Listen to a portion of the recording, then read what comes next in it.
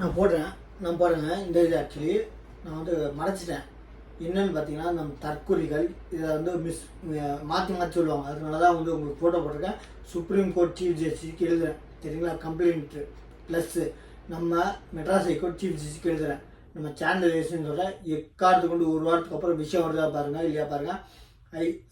High court Madras high court கொடுத்த ஜட்மெண்ட்டை எதிர்த்து ஏன் சுப்ரீம் கோர்ட் போல அப்போது ஒத்துக்கிறாரு அப்படின்னு சொல்லுவாங்க. ஒரு வாரத்துக்கு அப்புறம் எழுதி வச்சுக்கோங்க. ஏன்னு சொன்னீங்கன்னா, சுப்ரீம் கோர்ட் போக முடியாத முட்டுக்கட்டையை கட்டிட்டாங்க, காங்கிரீட்டாக போட்டாங்க. முட்டுக்கட்டையில் காங்கிரீட்டாக போட்டாங்க, போக முடியாதுங்க, வேறு வழியே இல்லை. அதனால தான் இப்போ சுப்ரீம் கோர்ட்டுக்கு நான் போகிறேன். Supreme court chief justice complaint சூமோட்டோவை எடுங்க. இது வந்து விசாரிச்சது ஓகே, விசாரிச்சது விட்டுருங்க, ஜட்மெண்ட் விட்டுருங்க. விசாரித்த கேஸே வேறு, கொடுத்த ஜட்மெண்ட் வேறு. விசாரிக்கிற தன்மையில் விசாரிக்கிற தன்மை கூட அவங்க கரெக்டாக விசாரிச்சாங்களா இல்லையா? ஆக்சுவலி விசாரிக்கிற கேஸாக விசாரிக்கல. நான் சொன்ன மாதிரி தான், கேட்டது மெயின்டெனன்ஸ் யாரோ, கொடுத்தது ஜட்மெண்ட் தலைவருக்கு டைவர்ஸு. என்னங்க காரணம்? நம்ம சேனல் ரேஷனோட சப்ஸ்கிரைப் பண்ணிட்டு பாருங்கள். இதை வந்து எக்காரத்தை கொண்டு விட மாட்டேன். என்னதான் கொலை மாற்றம் இருந்தாலும் சரி, கொலையே பண்ணாலும் சரி விட மாட்டேன். ஏன்னா ஒரு நாடக கம்பெனியை நடத்துங்க, வேணாம்னு சொல்ல. ஆனால் கோர்ட்டே எப்போ ஒரு நாடக கம்பெனியை மாற்றுறீங்களோ சத்தியமாக விட மாட்டேங்க. நம்ம சேனலை சப்ஸ்கிரைப் பண்ணி பாருங்கள். தேங்க்யூ. வணக்கம், நான் மடக்கிருந்தேன். இப்போ என்னென்னு பார்த்தீங்கன்னா, இதுக்கு முன்னாடி ஒரு பெரிய வீடியோ போட்டிருந்தேன், பார்த்தீங்களா தெரியல. என்னென்னு பார்த்தீங்கன்னா, திமுக ஆட்சி ரொம்ப ரொம்ப எவ்வளோ திட்டத்தை 100%, 90% 100 வாக்குறுதிகள் நடத்திட்டாங்களாம். கேவலமான ஆட்சிங்க. 100ல் 1 கூட நிறைவேற்றலைங்க. ஒன்று பிங்க் பஸ்ன்னு விட்டாங்க. அது ஸ்டாலின் பஸ் தான், கவர்மெண்ட் பஸ் இல்லை. நல்லா பண்ணிக்கோங்க. ப்ளஸ்ஸு அது வந்து அது சொல்கிறதுக்கு அவங்க வாய் குசணும். பக்கத்து ஸ்டேட்டில் போய் பாருங்கள். நம்ம கர்நாடகா மாநிலத்திலையும் சந்திரபாபு நாயுடு மாநிலத்திலையும் போய் பாருங்கள். ஒரு பெண்மணிக்கு, அந்த ஊரில் அந்த ஸ்டேட்டில் பிறந்த பெண்மணிக்கு எல்லா ஸ்டேட்டில் இருக்க அத்தனை பஸ்லேயும் ஃப்ரீ. எந்த பஸ்லேயும் இருங்க, ஏசி டீலக்ஸை விட்டுட்டு எந்த பஸ்லேயும் ஃப்ரீ. அது மாதிரி சொன்னாங்கன்னா அப்போ அவங்க மாறு தட்டிக்கலாம். ஆனால் அவங்களே மாறு தட்டல. கொடுக்கறது உங்கள் காசு, அதனால யாருமே மாறு தட்டிக்காதுன்னு சொல்லியிருக்காங்க. சொல்லி தான் அந்த ஃப்ரீ கொடுத்துருக்காங்க. எந்த ஒரு நடத்துனருக்கும் எந்த ஒரு ஓட்டுநருக்கும் சொல்லாதீங்க, பொதுமக்கள் கண்டிச்சிருக்காங்க. ஃப்ரீன்னு சொன்னீங்கன்னா சட்டப்பிரகாரம் உங்களுக்கு தண்டிப்பேன், அது மாதிரி சொன்னீங்களா? இல்லை. அதே மாதிரி இப்போது எங்கன்னு பார்த்தீங்கன்னா, நம்ம நெய்வேலியில் நெல்கிழங்கு, நெய்வேலி, மயிலாடுதுறை இந்த மாதிரி இடத்துல ஆக்சுவலி இப்போ இந்த வீடியோ எதுன்னு தெரியல, நெல் வைக்கிறதுக்கு ஷெட்டு கூட கட்டலாங்க. மேலே ஷெட்டு கூட போடல, சாமியான கூட போட்டுடலாம். ஒரு 4 கம்பி ஷெட்டு ஷீட்டு இதை கூட போட்டு தராமல் கேவலமான ஒரு ஆட்சி. நெல்லாம் ஆக்சுவலி மழை வந்து தப்புன்னு சொல்ல, ஒரு நெல்லுக்கு ஷெட்டு கூட கட்டாமல் நெல் கிடங்கும் கட்டல. அட்லீஸ்ட் ஒரு ஷெட்டாச்சும் போட்டுக்கணும். மொத்தமாக நெல் வீணாகி போகிறது அந்த விவசாயிக்கு வயிறு எரியுங்க. மற்றவங்களுக்கு வயிறு எரியுதோ இல்லையோ, அந்த விவசாயிக்கு விவசாயம் பண்ண வயிறு, நான் ஃபோட்டோ பாருங்க, முளைச்சி பயிராக முளைச்சிருச்சு. அதே மாதிரி கேவலமான ஒரு ஆட்சிங்க இந்த அராஜக திமுக. காசை வாங்கிட்டு, காசுக்கான பொருளை வாங்கிட்டு ஓட்டு போட்டிங்கன்னா கஷ்டப்பட போகிறது விவசாயியும் பொதுமக்கள் நீங்களும் தான்.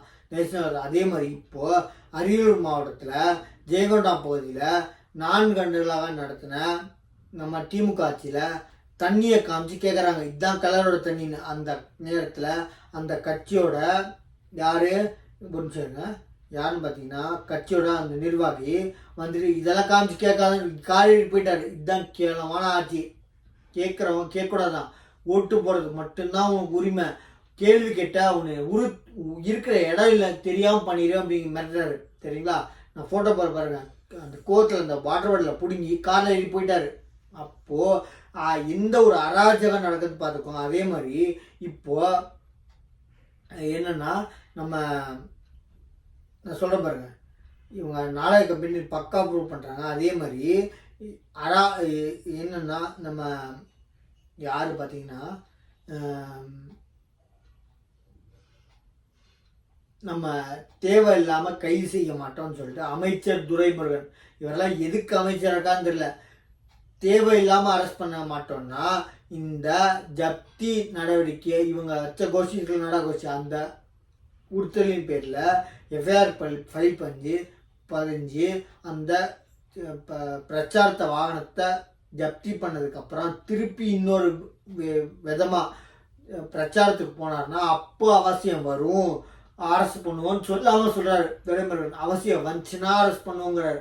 ஆக்சுவலி இந்த பிரச்சனை இல்லை, நாளைக்கு பிரச்சாரம் பண்ண போய் இங்கே உண்மைகளை வெளியே சொல்லிட்டேன்னா, என் நாடக கோஷ்டியோட பேரை கெடுத்துட்டேன்னா நான் உங்களை அரெஸ்ட் பண்ணுவேன்னு சொல்லாமல் சொல்கிறாரு. கேவலமான அராஜக ஆட்சி.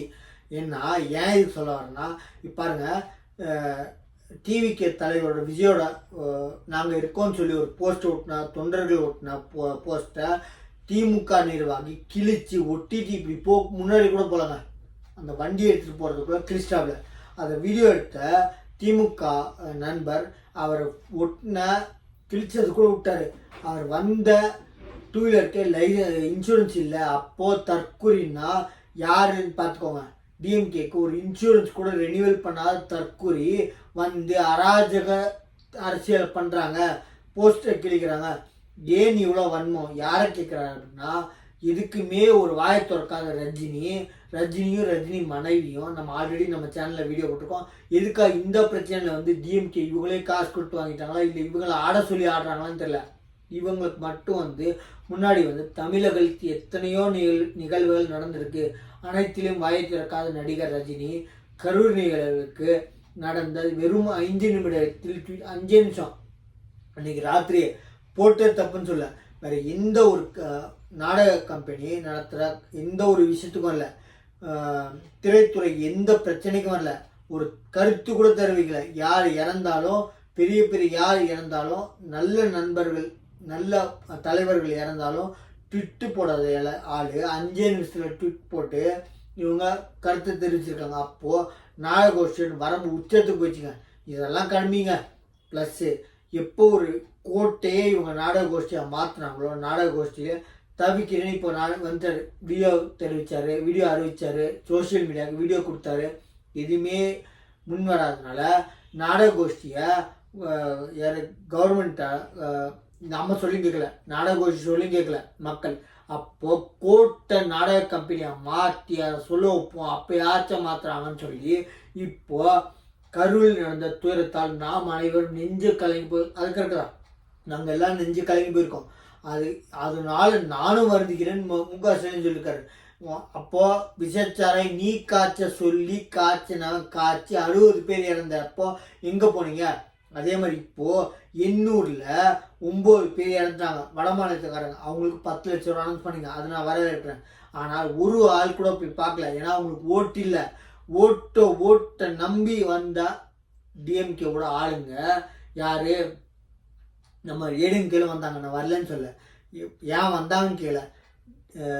துபாயிலேருந்து எமர்ஜென்சியாக வந்த அர்ஜென்ட்டாக வந்த துணை சிஎம் எல்லாமே ஏன் எண்ணூருக்கு வரல? பழசெல்லாம் விட்டுருங்க. எண்ணூருக்கு இப்போ கரூர் நடந்ததுக்கப்புறம் ஏன் வரல? ஏன்னா அவங்களுக்குலாம் ஓட்டு இல்லை. வட மாநிலத்தை கூலி ஆளுங்க, சரிங்களா, வேலையாட்கள். அவங்க இறந்து போனதுக்கு 10 லட்ச ரூபான்னு சொல்லிக்கு அதையும் சொல்ல, ஏன்னு சொல்லு, அதை விரா வைக்கிறதுக்கு அது தப்புன்னு சொல்ல, அது சரின்னு சொல்ல.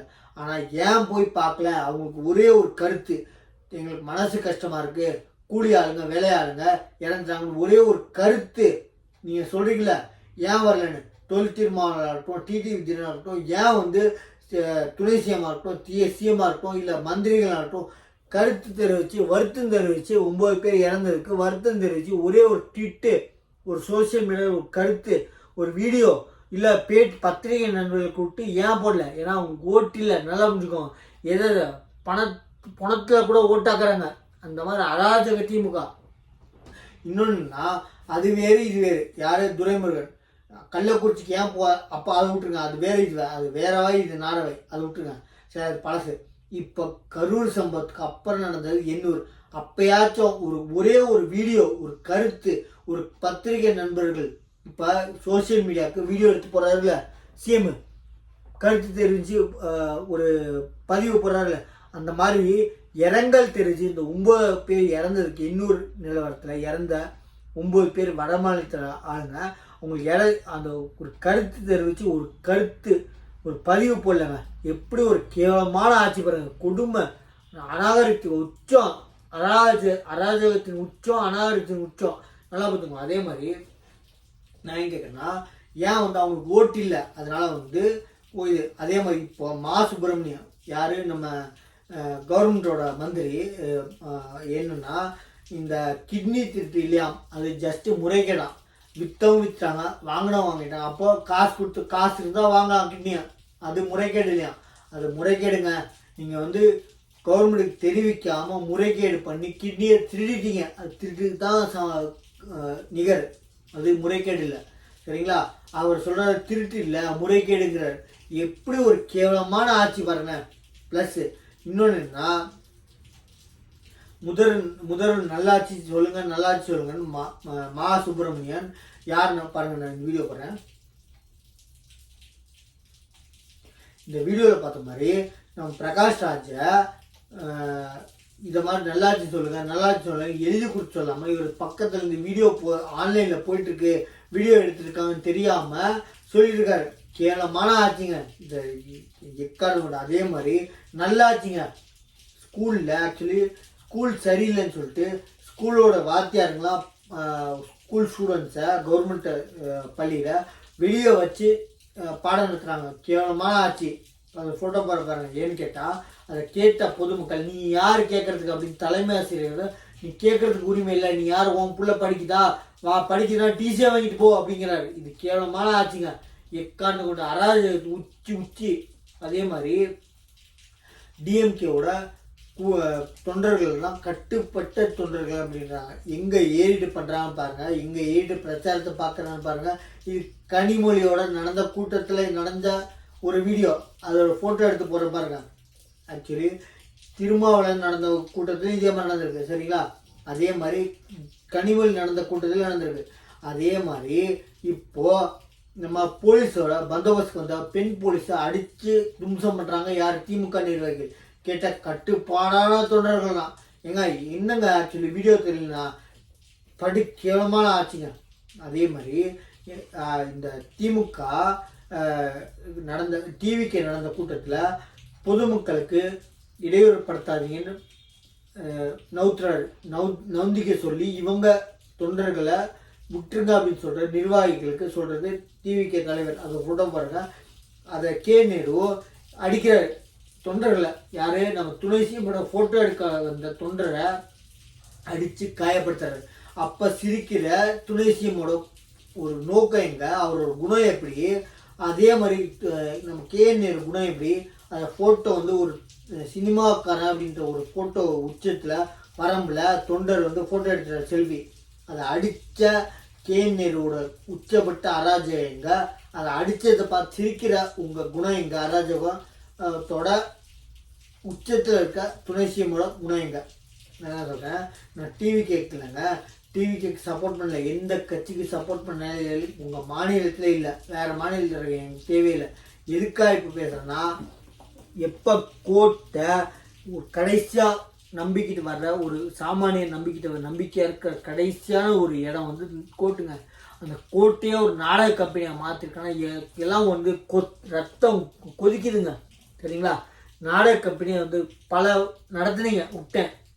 எப்போ ஒரு கோர்ட்டே நாடக கம்பெனியாக மாற்றிருக்கீங்களோ அப்போ பல வக்கீலுங்க நாளைக்கு நம்ம மேலே கேஸ் போட்டுருவாங்களோ. ஏன்னா உங்களுக்கு தான் உங்கள் கைக்கூலி ஆளுங்க போலீஸ்காரங்க போட்டிங்கன்னா நான் பயப்பட மாட்டேன். ஆல்ரெடி பல நான் பல வீடியோ போட்டிருக்கேன். ஆர்டிஐயில் தகவல் உரிமை சட்டத்தில் அனுப்பிச்சாலுமே கண்டிக்காத ரெஃப்யூஸ் பண்ணுற ஒரு அராஜகான அதிகாரிங்க இருந்த இடம் வந்து இருந்த டைம் வந்து டிஎம்கே. அதனால் இப்போ அந்த அராஜகத்தின் உச்சத்தில் இருந்த அதிகாரிகளால் அரெஸ்ட் ஆகியிருக்கேன். கவலைப்படாதீங்க, ஒரு நாள் உள்ள இருந்திருக்கேன் ஜெயிலில். அதனால் ஜெயிலெலாம் புதுசு இல்லைங்க. அதனால் நீங்கள் அரெஸ்ட் பண்ணாலும் சரி, கொலை செய்ய ஆள் அனுப்பிச்சாலும் சரி, ஆள் அனுப்பிக்கிறதுக்கு முன்னாடி கர்நாடகாவுக்கு அனுப்புறதுக்கு முன்னாடி ஒரு வக்கீலை கை வச்சா என்ன ஆகும்? மொத்த கர்நாடகா தமிழ்நாடு உள்ள டிஎம்கேவோட மொத்த ஆளுங்களையும் ஸ்ட்ரைக் பண்ணுவோம். நல்லா புரிஞ்சுக்கோங்க. மொத்த பார்டராக இருக்க டிஎம்கே ஒசூரோட பார்டரில் நீங்கள் ஏன் மேலே கை வச்சிங்கன்னா நான் வக்கீல். நல்லா புரிஞ்சுக்கோங்க. கர்நாடகா உள்ள வக்கீலை பற்றி உங்களுக்கு தெரியாது. டிஎம்கே என்னதான் அராஜகம் வந்தாலும் பெங்களூரில் கர்நாடகாவில் வக்கீல் என்னென்ன பண்ணுவாங்கன்னு உங்களுக்கு தெரியாது. அராஜகத்தின் உச்சம் டிஎம்கே இருந்தால் நியாயப்படி போராட்டம் நடத்துறது வக்கீலோட கர்நாடகா வக்கீலோட எப்படி இப்படின்னு கண்ணார பார்த்துருக்காங்க. என்ன பண்ணுவாங்கன்னா தமிழ்நாடோட வக்கீல் எந்த ஒரு பஸ்ஸையும் எந்த ஒரு பொதுமக்களையும் அலோவ் பண்ண மாட்டான்னு பிளாக் பண்ணுவாங்க. நீங்கள் வச்சிங்கன்னா நல்லா புரிஞ்சுக்கோங்க. நான் வந்து கர்நாடகா மாநிலத்தில் இருக்கேன். அதனால் ஒரு வக்கீலை கை வைக்கிறதுக்கு முன்னாடி காரணத்தை கொண்டு பயப்படலாங்க. நீ என்ன பண்ணாலும் ரெடி, நீ வர சொல்லியா, அந்த ஊருக்கே வர, அந்த ஏரியாவுக்கு வர, அந்த அட்ரஸ்க்கு வரேன், உன்னால் முடிஞ்சது பார். ஆனால் நான் கை வச்சு மொத்த திமுக காரனும் காலை தூக்கிட்டீங்களா, மொத்த திமுக காரனும் ஜெயிலில், மொத்த தமிழ்நாடே ஜெயிலாக்கி திமுக காரனை உள்ளே தூக்கி வச்சுருவாங்க. ஏன்னா அந்த மாதிரி ஒரு இடத்துல இருக்கேன். பக்கா சேஃப்டி. ஜெட் கேட்டகிரி போலீஸில் இருக்கிறது ஒன்று, போலீஸ் இருக்கிறதும் ஒன்று, நான் வந்து கர்நாடக மாநிலத்தில் வக்கீலாக இருக்கிறதுக்கு ஒன்று. நல்லா புரிஞ்சுக்கோங்க, ரெண்டுமே ஒன்றுங்க. இதை ஆக்சுவலி விஜய்க்கும் தமிழ்நாடு வெற்றி கழகத்துக்கு விஜய்க்கும் ஜெட் கேட்டகிரி செந்தில்கரும் கொடுத்துருக்காங்க. வந்தாங்கன்னா நாளைக்கு உங்கள் பிளானில் இருந்துச்சுன்னா இவங்க அடிக்கலாம், உதைக்கலாம், கொலை பண்ணலாம் அப்படின்னு பிளானில் இருந்துச்சுன்னா ஜெட் கேட்டகிரி கமாண்டர்ஸ் யோசிக்க மாட்டாங்க, சுட்டு தள்ளிட்டு போயிட்டே இருப்பாங்க. நல்லா வச்சுக்குவாங்க. அதனால் உங்கள் தொண்டர்கள்ட்ட கொஞ்சம் அடக்கி வாசிக்க சொல்லுங்கள். அதே மாதிரி உங்கள் கைக்கூலியை நடத்துகிற ஒரு மேனேஜர் செந்தில் பாலாஜி 10 ரூபா பாலாஜிக்கிட்ட சொல்லுவீங்க, எக்காரத்தை கொண்டு ஜெட் கேட்டகிரி கமாண்டர்ஸ்கிட்ட உங்கள் சித்து வேலைகளை காமிக்காதீங்க, அவங்க ஒரு வார்த்தை பேச நான் சுட்டு தள்ளிட்டு போயிட்டே இருப்பான். சரிங்களா? எக்காரத்தை கொண்டு நம்ம சேனலை சப்ஸ்கிரைப் பண்ணி பாருங்கள். சரிங்களா? தேங்க்யூ.